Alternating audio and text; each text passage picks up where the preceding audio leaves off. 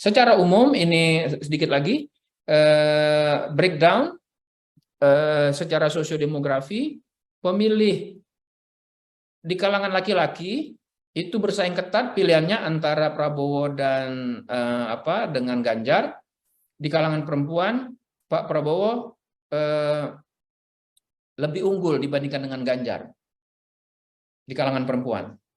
Ya, jadi Pak Prabowo perlu memperkuat keunggulannya di perempuan sambil juga memperkuat keunggulan di kalangan laki-laki. Secara umum pemilih Prabowo berimbang antara perempuan dan laki-laki. Pemilih Ganjar itu sedikit lebih banyak di kalangan laki-laki. Pemilih Anies berimbang antara kalangan perempuan dan laki-laki. Pemilih yang berusia muda cenderung lebih banyak ke Prabowo. 40 tahun ke bawah cenderung lebih banyak ke Prabowo. Ya. Yang pemilih pemula 46%, ini kurang lebih ya, margin error-nya tinggi karena di zoom in. Sementara pemilih yang lebih tua di atas 40 tahun cenderung lebih banyak ke Ganjar.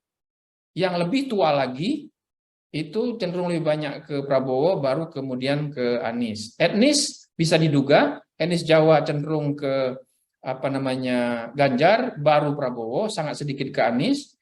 Etnis Sunda nomor 1 ke Anies, tapi ditempel cukup ketat oleh Pak Prabowo, meskipun pendukung Ganjar juga cukup banyak.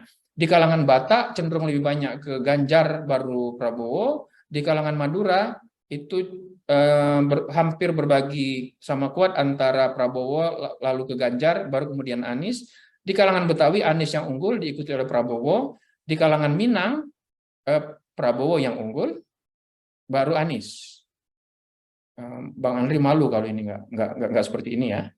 Kemudian di kalangan Bugis cenderung Prabowo yang unggul, juga Melayu dan lainnya.